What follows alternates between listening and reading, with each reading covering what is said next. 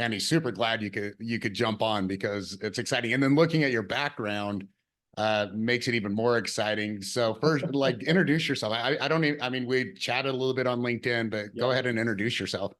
Yeah, so yeah, I'm Andy Delaney. I'm from a little island in the UK called Jersey. Yeah, I've been here all my life and really focused on technology as an industry that I've been working in for the last 20 something years. Right. It's scary to say. 29 years, I think it is. Throughout all of those, I mean, information management predominantly has been at the center of what I do. So, that's whether that's data management, document management, information management.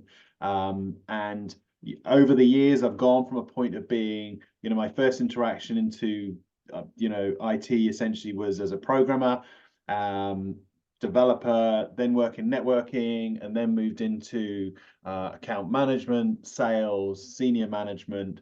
Then I ended up owning a tech company. And so there's been a right evolution of that over the last X number of years. And yeah, so it's just an exciting time. I think for me, I look back on technology and I think, there's been such an evolution and such a period of change. But actually it's where it's going next. And that's the exciting thing for me with AI as an umbrella term, because the AI isn't a technology. AI is made up of multiple different technologies, from machine learning to robotics to crypto to machine learning. You name it. There's many different aspects to it, and so I'm a firm believer right now that my focus is not so much on the technology aspect. So it's like I don't need to understand how to build an engine to drive a car. I don't need to know how the fuel is made to make the car go forward. But as long as I can drive the car and make it as efficient and productive as possible. Love it. And because it's such a fast moving industry, I've never in all the years, I've never seen such change on a daily basis, such diverse and differing tools and capabilities that are coming out daily. Trying to keep up with this stuff is just it's daunting, so right? hard. And so I made a clear distinction when probably about 12 months ago, when I started to think about this journey that I was on next. My view, and it took a bit of kind of about 6 months to actually get to this point, but it was like, I'm not going to focus on the tools and the technology at this stage. I'm going to focus on people and culture. And focusing on people and culture is predominantly focused around productivity and efficiency.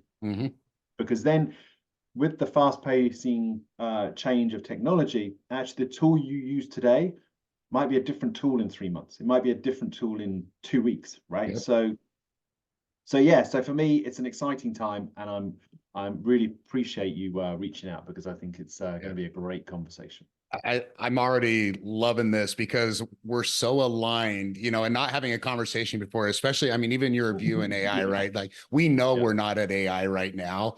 I like to look at it as a framework, right? And like you said, the machine learning, the big data, all this stuff is part of pathways that are going to get us to AI. But we're not there. And I think it's it's almost like when I talk to businesses, it's this misconception that like they almost see AI as either GPT or the Terminator, right? This middle ground as far as how we're actually using it in business is very interesting. Now, jumping back first, I got a couple other things I have to ask. So first of all, I thought I saw Jersey. Obviously, I thought you were in the US because, of course, as an American, I'm like, Jersey, it's the US, it's got to be, right? Like, and then this I never isn't read the UK. New Jersey accent. Exactly. And then you said you're in the UK, so obviously Jersey, UK. So you grew up over there. You love it over there. So now, question: I'm a huge soccer fan, football fan, as you guys call it. Who's your team? So Liverpool all the way. Oh, oh, this is going to be, so this will be an interesting conversation. So I'm a Everton fan.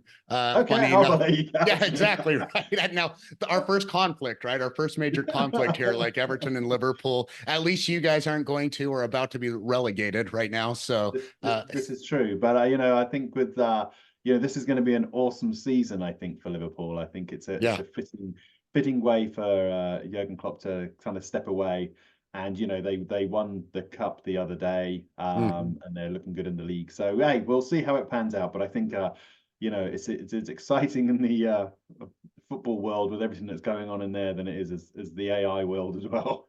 Right, right. All right. Okay. Yeah, I just had to throw it out there. I don't get often here in America, right? We don't get the chance to find someone who is a football enthusiast, but I would be surprised, or you would be surprised how often I talk to someone from the UK who's like, Right, I don't even like it. Like, I don't even like right. watching football. So surprising Yeah. enough, not everyone, I know it's like this assumption, but not everyone in the UK loves, No, football. that's true. But it's interesting. So Everton's your team. How did that connection come about? Yeah, so during the basically 90s and early 2000s, they had a very heavy flow of American players. So you had Landon Donovan play over there just for a brief Right. time. Tim Yeah. Howard, who's I think one of the best goalies that America's ever produced, played for Right. Everton for a while. Brian McBride played for him. Okay. So you had this influx of American players being brought in by Everton.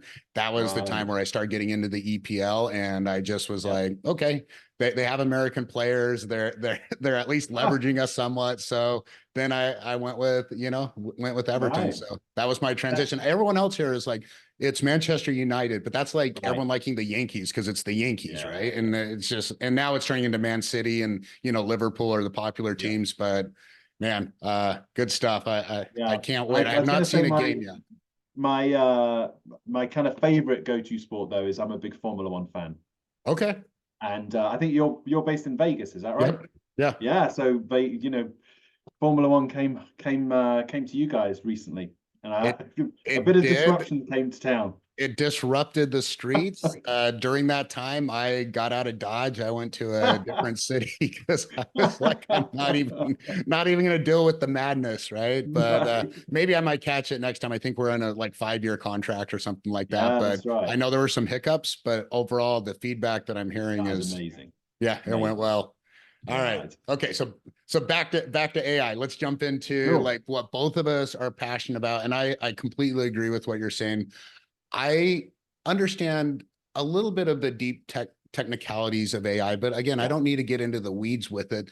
I'm really interested in the business use case and how Yeah. businesses are leveraging AI and what they're using it for. In fact, a lot of businesses are actually using AI and they don't even know that they're using AI centric Right. technologies. But before we jump into that, what sparked your interest? You went into a little bit about your background and in technology and automation and data and all this stuff. But in Mm. about 12 months ago, you said that's really where you started getting interest in AI. Was there a specific moment, something you read? What sparked your interest in AI?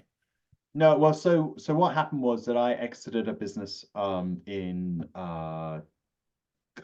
Q1 2022 Hmm. after spearheading that business for 4 years. I then stepped away from that, and after 25 years in IT, I decided to do something different. And I'd just gone through a period of time where I'd given up drinking, and as a result of that, Jersey, there was a need in Jersey to set up some to make drinks available for people. So I set up an alcohol-free drinks company over here Right. where we sold alcohol-free drinks to people. And our ethos was all around trying to make drinks more available for people and give them options they didn't have before. So it was much more a social endeavor as opposed to a commercial endeavor per Wow. se. Um, and uh, and then after about 18 months, I got to the point that whilst that journey was delivering what it needed to deliver, I was obviously I'd stepped away from technology, and I had this passion that I still wanted to get back into it.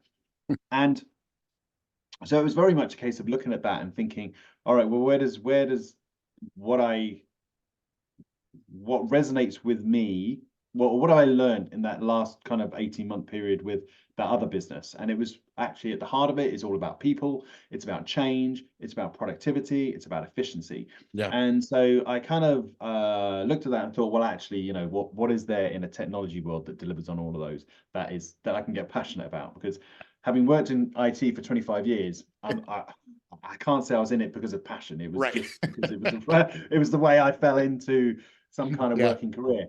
And I remember having a conversation with a friend of mine, and he had been doing some work recently in AI, and he had built a chatbot per se before chatbots became a more commercially available thing that they are now.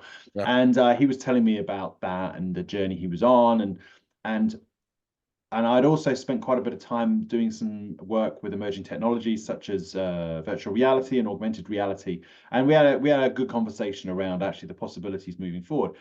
And we both had a background in digital health, and we were like, man, we can do better than what's out there now. What can we do, right? So we just ended up kind of spitballing, ideas and kind of whiteboarding and going, actually, and we kind of fell back into that AI piece Yeah. around.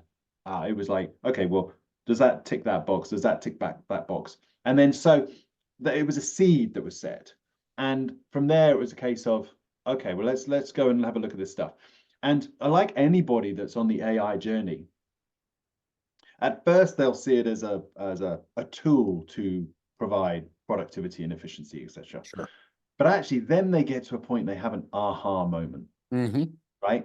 So they'll get to that point and be like, "Oh, this thing's bigger than what we thought it was," Right. right? Yeah. And that's kind of where I got to. It took me a few months to get there, and then when I got that aha moment, I was just like, "Okay, look, there's the rule book.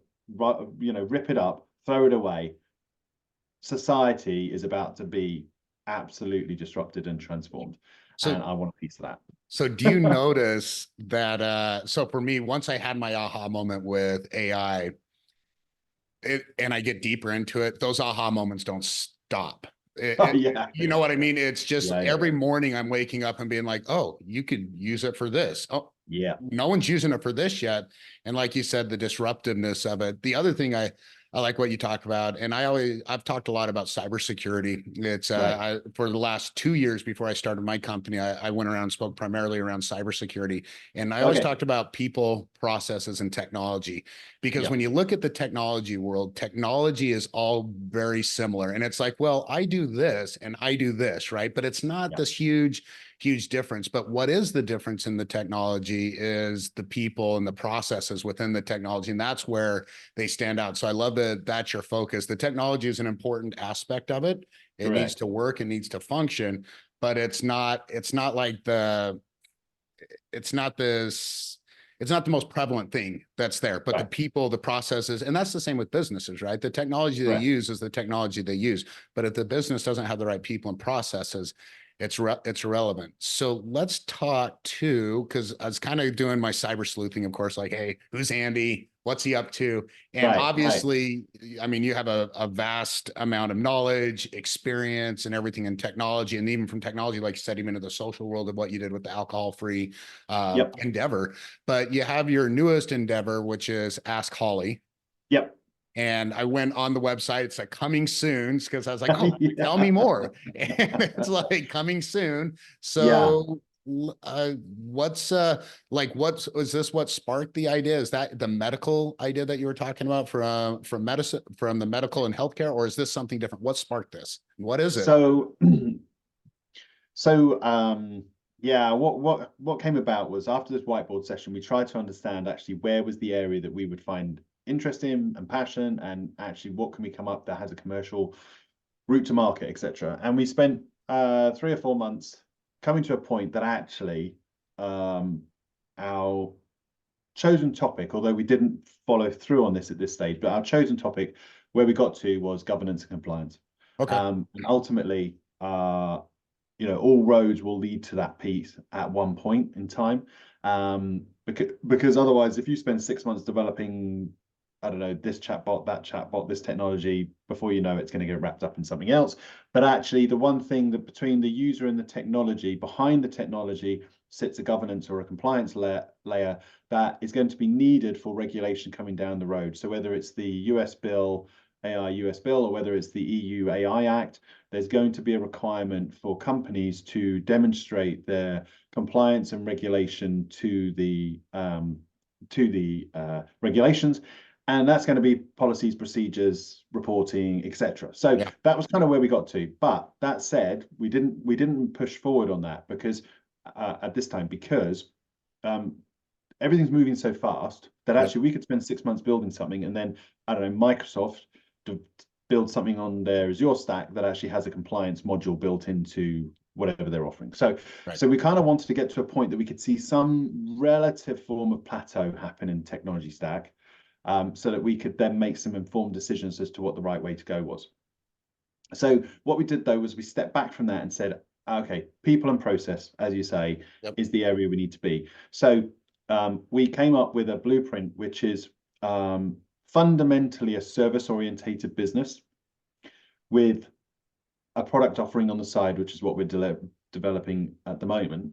So the service side of the business is all around AI literacy, advisory, and then development, which will be integrations. So the AI literacy is about trying to bring a level playing field to everybody in a business or a workplace, so that they have some level of understanding around what AI is, right? So it's not about the tool, it's about the capability it can do, the creativity it can bring, and the ability to impact business and understanding that. So we will go in and we will talk to businesses, and that could be everybody from, say, a receptionist through to somebody who sits on the board, and provide a level of understanding. Yeah. And that can be done through various different ways, and that will then plug into a program of works for them to be able to evaluate where their competencies are and where their skills are. And then the second part of that is around the advisory piece, which is regulation, strategy, and making sure they're ready for any of the regulations that's coming down the road. And then the development piece really kind of supports both those two, which is around integrations and using tools to achieve the education on the advisory piece. And the reason we got to Ask Hollie as a naming convention for our business was the aforementioned friend of mine who had developed this chatbot. He had actually called it Hollie, and he had called it Hollie because he had a throwback to Red Dwarf. Do you know what Red Dwarf is? Yeah. Okay, right. As So a he had a child, throwback to Red Dwarf, and the 10th generation AI brain on the ship was actually called Hollie. And so it's a throwback to that. And this this bot that he created sat in a digital health team, and members of the team would effectively go and ask Hollie for information. So we like that because we kind of thought, well, actually, it's, you know, if you're teaching somebody how to do something, you know, you're asking, right? So you're kind of trying to find information. So yeah, Ask Hollie came about by a throwback of Red Dwarf. I love it. And it's so interesting as you talk about all these struggles with businesses, because remember earlier when I was talking about this view of either it's GPT or the Terminator, the understanding of it is very limited in businesses. Even, and I will say that even the biggest resistance I get a lot of times is with CTOs, and because it's just another problem that they're going to have to deal with. It's just interesting as we start having these conversations within the business. And I like how you're approaching it at different layers, because a receptionist is going to view AI very different than a CTO or CIO or CMO.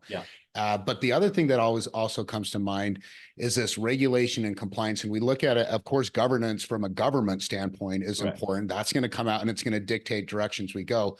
But then there's also the compliance from a business standpoint. And one of the things I do talk a lot to businesses is, look, if you don't offer the tools and AI tools for your employees to use, they're going to go find third-party tools, right? So you understand, you've heard shadow IT, right? So these shadow processes running in the background. Well, it's going to be shadow AI. And now you're going to have people using open AI type of technology to input customer sensitive information because they're just trying to make their job easier. So the best way you can ensure compliance is offering them a system, right? That will, where you can ensure and control the data, where you can make sure that you have your good data coming in. You can release some data going out, but confidential information you're not releasing out. But now you're controlling the flow of data. Does that make sense? Oh, totally. Yeah, and you know, I think the valid point there is, we kind of refer to it as end user computing, where typically the end user will find a solution to their problem without the IT team knowing about it, right? So Yeah, this is where exactly. kind of IT have blocked them, and Yep. they'll go, oh, well, you know what, I can kind of do it myself. And that's where that AI literacy piece comes in, because actually what we want to do, that if you are doing that, here are the guardrails that you should work around. So, you know, what information you should put up or don't put up. Don't go and put your company proposal document up into ChatGPT, or don't go and put some sensitive data into there. Or if you do, anonymize it first. Ethics, what's good, what's bad, Yep. you know, hallucinations, how can you manage those? Right. Prompt engineering, what does that mean? You know, it's like, you know, people will just interact with a GPT in the same way they interact with Google, unless somebody shows them how to do it properly. So, Right. you know, and those are just some of the basic elements really that people can adopt, and they'll be able to be much more creative with those tools, as opposed to just leveraging them in a way that they're used to using existing technology. Exactly. But then also the flip side of that, the interesting, talking up towards senior management, and talking about like more board members, you know, there's a number of things there. For example, when I had a conversation with someone today about it, was that the reality is, okay, so my first question to any business is, who's your advisor on the board for AI? Right? And the conversation at that point, they're like, well, we don't have one. Okay. Well, that's such a good, you need one. That's such a good question. All right. Yeah. You need one, because if you don't, the reality is, if you're not embracing it, whether your business will still be here in 3 or 5 years' time, who knows? Right. Yeah, and your competitors are embracing it too, right? I mean, if you're not, your competitors are. Sorry, go ahead. That's exactly the next point. The reality is that your competitors will be, and they will have a competitive advantage. And then all of a sudden they go, oh, well, maybe I should put someone on the board. Yes. And I, you know, for me, it's like, it shouldn't, you know, whether it sits in the CTO role, I don't know. Whether it sits in the CIO role, I don't know. There's that, you know, there is a new role being defined as was it a CAI, CAIO? Chief Artificial Intelligence Officer. Okay. And you know, for me, that encompasses so many different aspects. But strategy is a key element. I was talking to a business today that's deployed out a virtual chatbot, or a chatbot for their business, and they've done it as a great way of being able to kind of try some technology, see what they think, bit of a playground, go and play with it, brilliant. But then you ask the question, okay, well, how does that sit in your strategy as an organization? And how does AI sit within that strategy? Yep. Because they were talking about, what are we going to do next, as far as, you know, how can we enhance what we've got? And I'm like, well, just step back from that and go, okay, well, how does AI sit in your strategy, and how can you measure AI benefits against your strategy that you've got as an organization? Yeah. And that was a really kind of profound moment for them. They were like, okay, actually, yeah, maybe we need to just kind of step back a little bit. I want to take a look at it. Yeah. You know, and that's what gives you that variance from one end of the scale, at the board end of the scale, making strategy decisions, making you know, understanding risk, understanding governance, understanding you know, what they're doing operationally, to the other end of the scale, which is actually, you know, Mary, who sits on a reception desk. You know, Mary's not worried about AI. Mary's not worried about the ethics of AI. What Mary's worried about is her income. Yeah. Right. So people talk about, oh, AI is going to take my job. No, AI is going to take your income. Right. And if your AI is going to take your income, what are you doing to make sure that your skills are aligned with modern day? And how are you continually learning to make sure you can be augmented into a future world, as opposed to just sitting there and just kind of letting the world happen around you? Wow, that's definitely gonna be a hot take right there. Like that's that's actually such a profound thought, because there is that thought of like, what happens if I lose my job because of AI? It's like, well, okay, well, don't worry about that. How do you fit into the world and use it as a tool to enhance your job and increase? So I had another, now scanning through your LinkedIn page, you said something, so, and it was kind of interesting. You said, we don't always know what we don't know. Right. Shares a personal learning experience with. I love that. I actually like that thought. But obviously, you know, when technology, I think that resonates a lot with me. But yeah, share a little bit of your of that thought, and then into your professional journey. Just was Well, interested. let's take an example then. Let's go back to Mary, the receptionist, right? So, Mary doesn't know anything about AI at this stage. All she knows about, right, maybe is her kids doing some homework, using it for homework or something. Yeah. But actually, she's got no context or understanding of AI in her workplace, right? But then she'll go through an evolution of going, okay, I don't know what I don't know. Yeah. Obviously, she doesn't know. Then you go to the point of going, I know I don't know that, right? So now I don't know, someone's spoken to her at in the kitchen making a coffee, going, "Oh, have you heard about this AI Yeah. thing?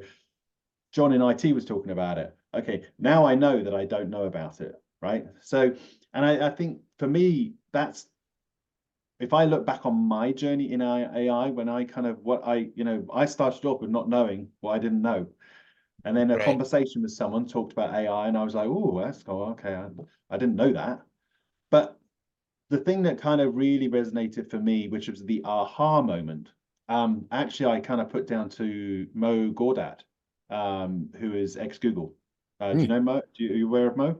I'm not familiar. No. Okay, look him up. The guy's Okay. amazing, Yeah. like absolutely amazing. So Mo was the boss man of Google X. I think it is Google X is the kind of innovation arm of Google, Okay. and uh, he's done a lot of interviews recently about AI, and yeah, definitely look it up because what he talks about is, and he's got a new book out about it, and he doesn't doom and gloom about it and go, the world is going to end, Right. but there is reality about the direction that the world can take. And his point of view isn't that I'm fearful of AI. I'm not fearful of the intelligence that AI can bring. I'm fearful at the way that humans will utilize AI. Yeah. Whether that's, and it's the same way that we look at, weaponization, or if we look at nuclear bombs, Correct. if we don't control them in the right way, then actually it's the way that humans will use these for good or bad. Mhm. And that's where the concern comes, not that we're going to get to a Terminator state where, AI fights AI. It's actually, the human element in there is the risk. Right. And it will, I think it'll be more of the state of AI instead of humans fighting AI. It's going to be AI developed to, combat against malintended other, AI Yeah, adoption. And that's about where we're going to be. It's going to be a really interesting. You can sit there and say it's going to be an interesting 15 years. I think AI is adopting faster than the next 15 years. I think the yeah, next 3 years, we're going to see so almost into that, artificial general intelligence, right? So right now we're yes, kind of more in this narrow AI stage of AI. And I think we're going to see this leap into artificial general intelligence, which is this next phase, right? Where it's going to be more it's going to learn a little bit more. It's going to think a little bit more on its own. But I think the big thing, and we talk about data, this next step is right now, most people don't realize how clean the data needs to be for AI to really yeah, utilize it. It really needs to have a clean and organized structure. I think an interesting thing is the next stage of unorganized data and right. AI being able to make sense out of unorganized data. Does that resonate? Does that make sense? Yeah, I was fortunate enough to do some work for a leading data company here on the island recently, and that was a real eye opener because a lot of their clients uh, obviously use data significantly Mm-hmm. in their activities, predominantly finance industries, and they're using that to cleanse and transform data. But what I found interesting was that a few of them are what we would term as data-driven companies, right? Mm-hmm. So these are companies that aren't just using a tool to process data, but they're actually saying data is at the heart of what we do, and all our functions are based around data. So the benefits they're getting are leaps and bounds above everything else. But the thing that surprised me was that people will talk about being a data-driven company, but the vast majority of companies aren't, right? So the data assets we have are so powerful and so useful, but yet nobody's really adopting them and using them in a Yeah. profound way. And I think in the same way that AI will become that, right? So Yeah. obviously, AI has different aspects to it. And I think that if you're a data-driven company utilizing AI, then you want to make sure that the data you're creating or the data that you're flowing is clean data, because otherwise you're just going to get rubbish in, rubbish out. Yeah, Right. exactly. So, Yeah. but that said, AI doesn't just need to be about data. It doesn't need to be about managing data, right? So a lot of Good the point. tools that we've got, they are utilizing and looking at process for automation or for workflow or for productivity gains and efficiency gains, not necessarily about the data aspect, which I find really interesting, because it means that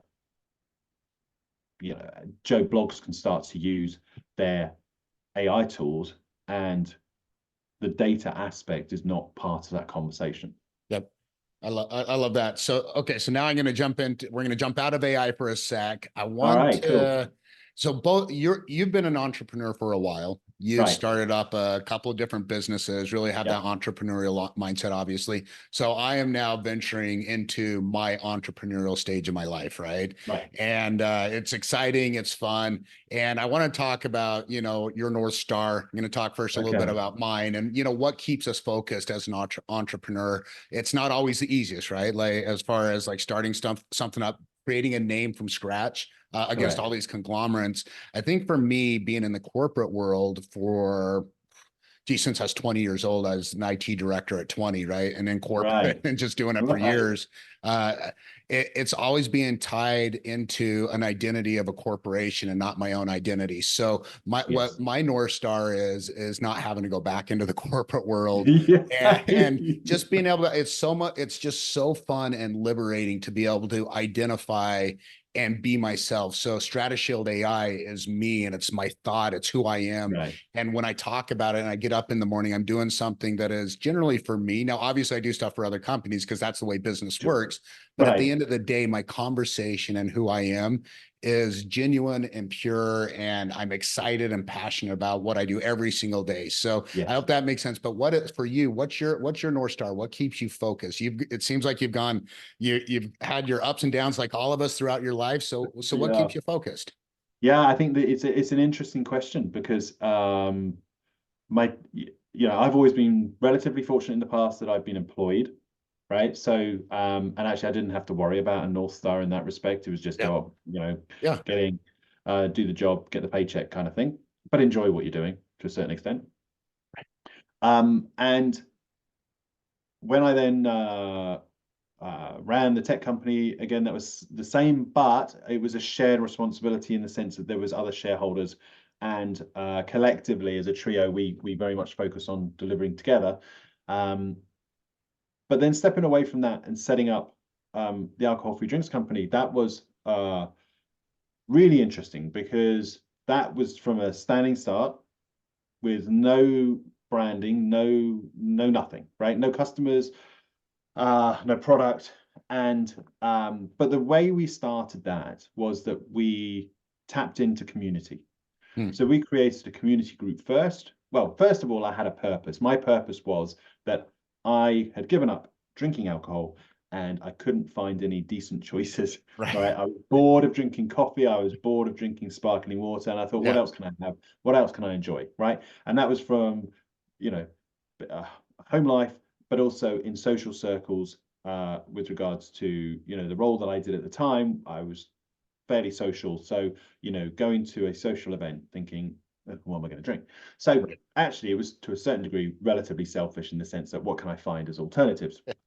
Yeah. And but I found there wasn't many. So we set up a community group, kind of saying, is anybody else in this boat with us? Right? Is Yeah. there anyone else who, for whatever reason, doesn't drink alcohol?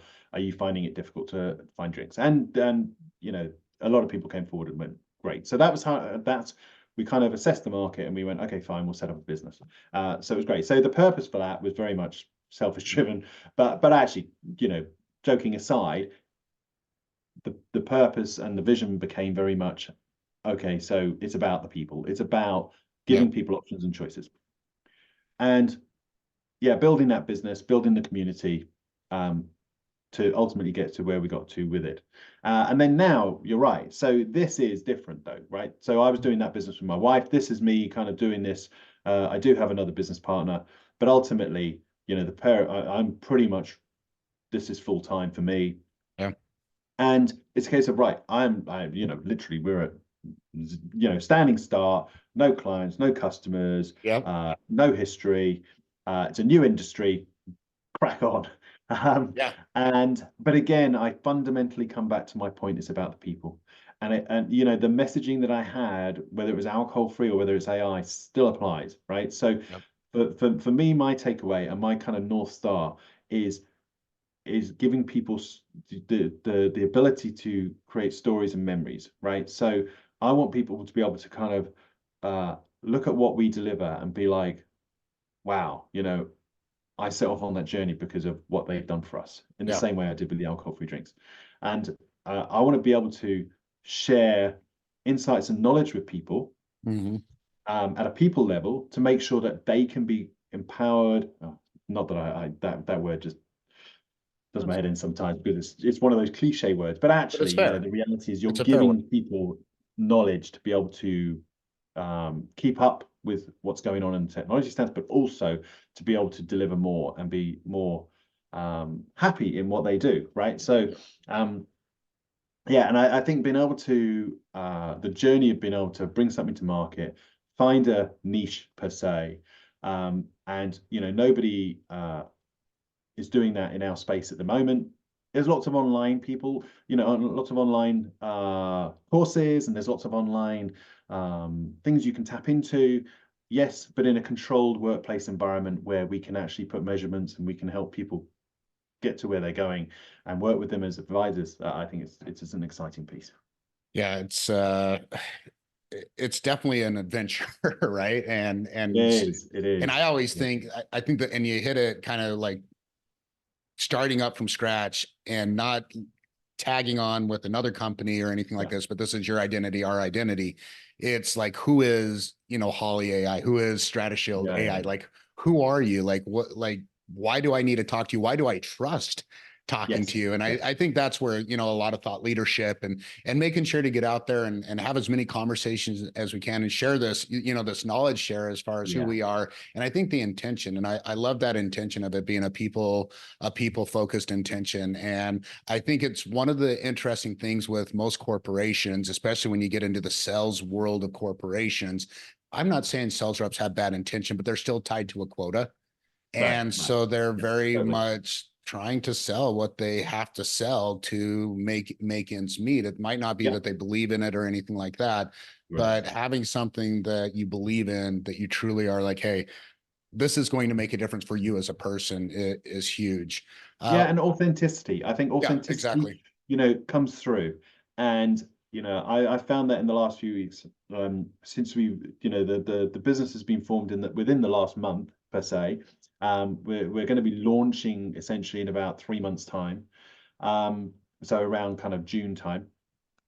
And we're in a kind of soft phase at the moment of working with businesses to um, just to raise that bar and that understanding with them. But and the thing that I get really passionate about is when I'm talking with people and when you're being authentic, right? You Yeah. know that actually and it comes back to, you may have seen one of my posts actually, that the biggest book that inspire I've got two books that inspire me, right, in Mhm. what I'm doing. The first one is The Go-Giver, which is an amazing book, right, if you haven't read it. Yeah. And the second book is The Fish Philosophy. Yeah. And the Go-Giver is all about people, and the Fish Philosophy is all about culture. And those two books have become a very much a kind of a guiding light for me. And I think if you can align to those and get those two things right within the lessons in those books and those, then actually you're bringing your authentic self. Yeah, absolutely. That's just you just have so many, just such a good, like, it's a profound in a way, but it's like you said, the sincerity of what you Yeah. have and just the ambition and the reason for the ambition. I love it. So let's end with an AI conversation Okay. about, Cool. pick one aspect, or let's demystify one aspect of AI in business, right? Like pick any aspect that you think needs to be demystified about AI right now. It might be in business, but let's just say in general. Demystified. Well, I think, if we're demystifying it, I think it's the aspect of AI is going to take my job, Yeah. right? So, and I think that is the biggest area that biggest focus that I bring to our teachings and our learnings and our literacy is around actually, it's about AI might take your income unless you keep up with it, right? But actually, I think the flip side of that, if I look at the now and again, and you'll appreciate this, right? So now and again, you come across AI technologies or something, a tool or something, like we're looking at loads every day. And then, when was the last time you had your wow moment? When we were like, God, that's pretty damn cool, Yeah. right? And I think we've been fortunate in the last kind of week or two that there's been some really good ones, right? So for me, the two highlights was OpenAI's Sora. Yep. Um, Text to video, unbelievable. Yep.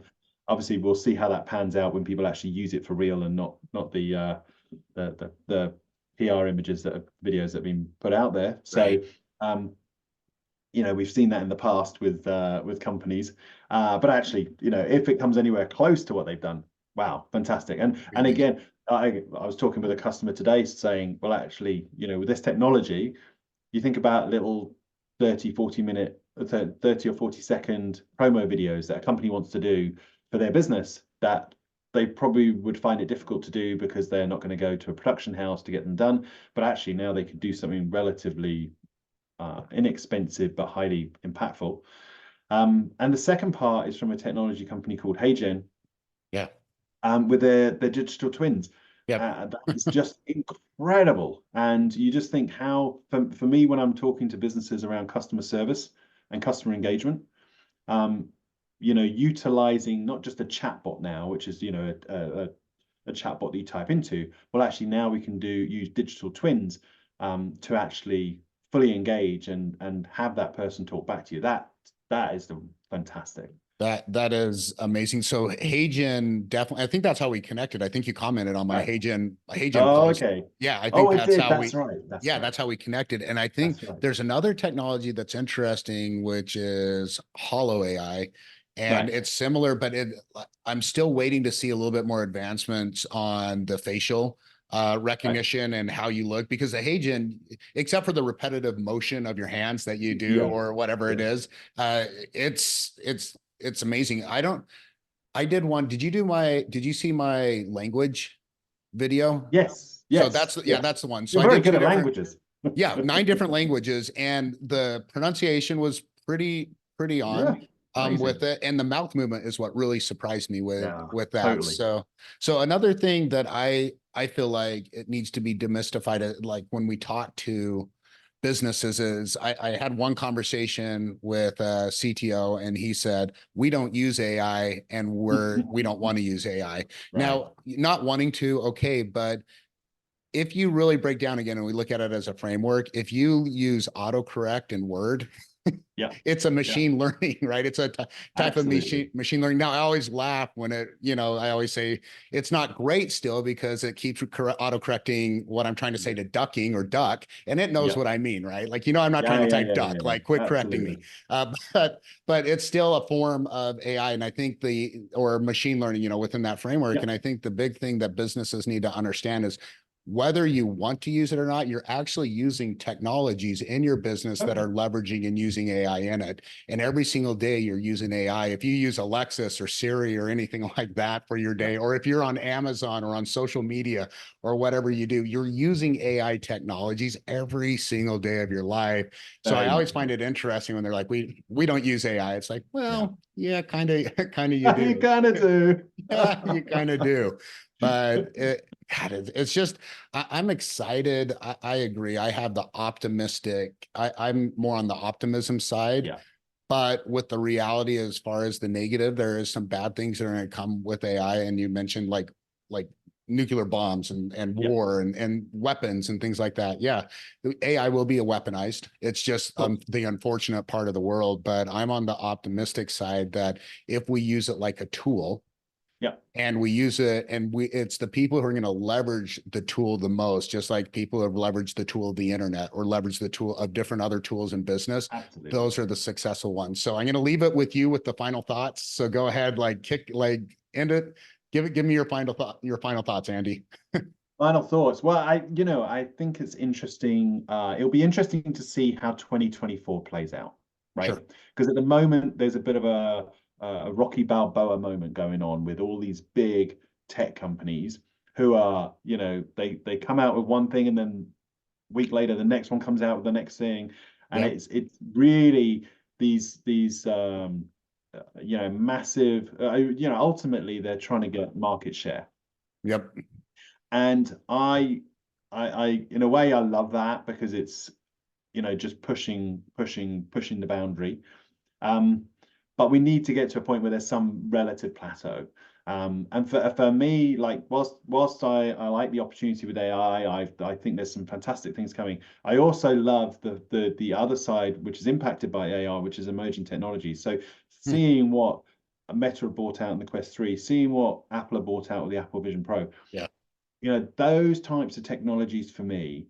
I've been working with the very first headsets from 10 years ago Yep. all the way through to now, and it's amazing, right? This technology is just insane. And I like to see where that goes next, because we're going to see massive transformation, and AI as a tool to leverage those hardware devices into a space that actually is just, again, going back to these wow moments, but become very functional. So when you think about whether it's virtual reality or mixed reality, how they can be used in digital health. Yep. The advancements that using virtual reality for pain relief in digital health. While someone's having an operation, they can have a virtual reality headset on, and all of a sudden they don't have to have uh, painkillers or anything like that because of the distraction techniques. All of these things I find fascinating. So yeah, my closing thoughts are: bring it on, bring 2024 on. It's exciting. Yep. This year already for us, we've got lots in the pipeline. We've got a launch of a business coming up. We've got a product in development, which will be part of the launch. We're looking at ways of how we can, bring events to the island, how we can also bring those teachings and learnings to the wider audience off island. So yeah, exciting times really. So Awesome. looking forward to what's coming next. I am as well. Andy, thank you so much. I No, appreciate your time. thank It's been you. fun getting to know you, and I look forward to collaborating with you more. Absolutely. Look forward to it. All the best.